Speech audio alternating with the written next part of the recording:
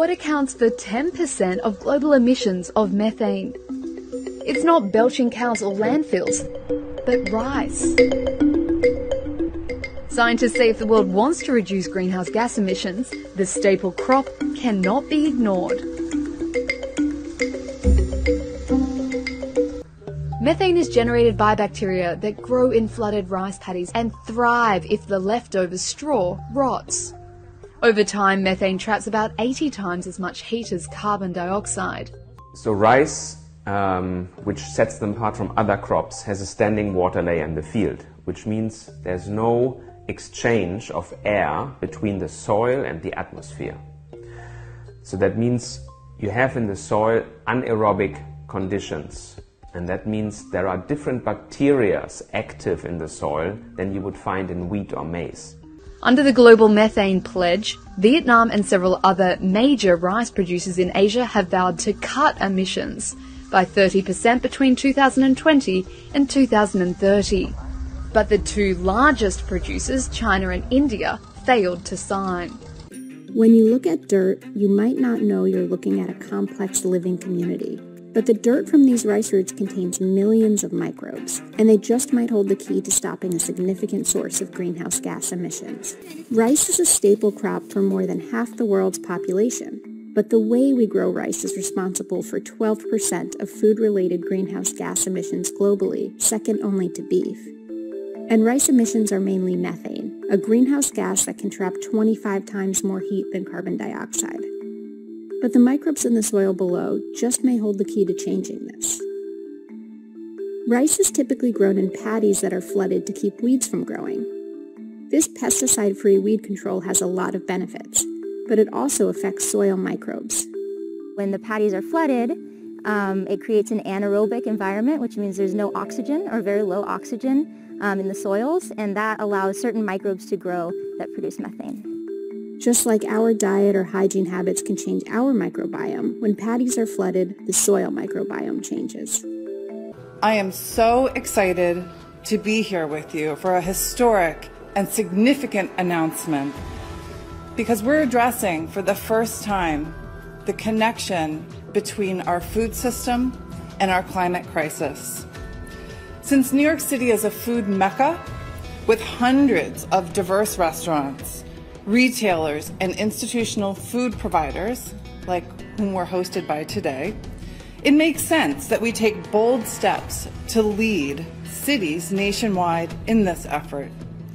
With Mayor Adams' leadership, New York City is reaffirming its commitment to reducing consumption-based emissions of greenhouse gases through our food, reducing consumption-based emissions of greenhouse gases through our food, including innovative actions, policies, and initiatives.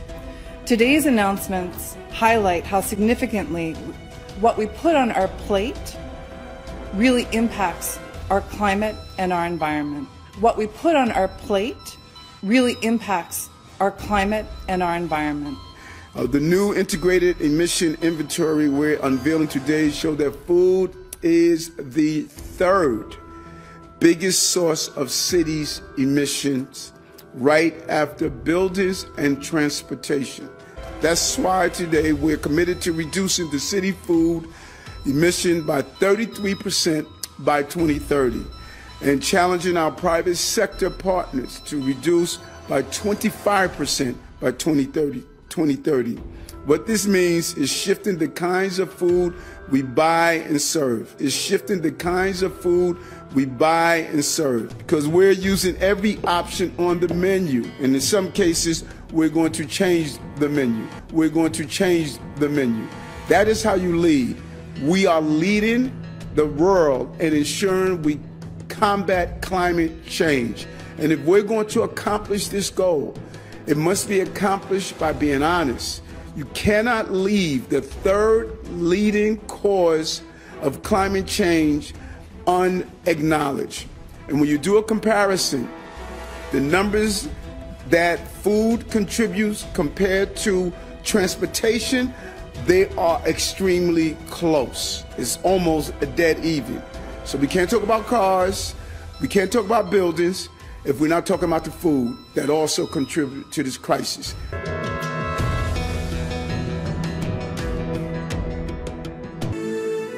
Eat the bugs. The global food shortages, the collapsing supply chains.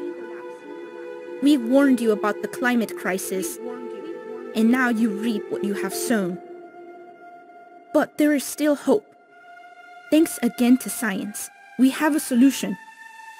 Insects, a sustainable, equitable, and nutritious source of protein for a fraction of the carbon footprint of livestock.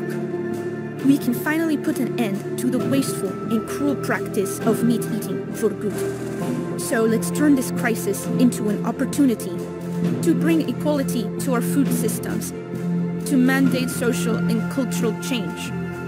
Be a net zero hero. Eat the bugs. Our nation, with such a rich farming history, is now cracking down on its farms and opening insect factories should be of no surprise to you. And you know, this is not something that is just going to affect the food supply of the Netherlands. Like I said, we're the second largest exporter of agricultural products in the world after America. So this will influence the food supply worldwide. And we've spoken to farmers who said, well, this could lead to actual starvation if we're not careful. Right. But they're telling us that it's good for the climate, that this is the way that we can save the planet, and that little steak that you have on your plate that gives you some joy in life is that what actually ruins the world. And of course, none of that is true. I think that the push for insect eating is just a compliance test, because our politicians know that when they control the food, they control the people. They control the food, they control the people. But Daniel purposed in his heart that he would not defile himself with a portion of the king's meat, nor with the wine which he drank. Therefore he requested of the prince of the eunuchs that he might not defile himself.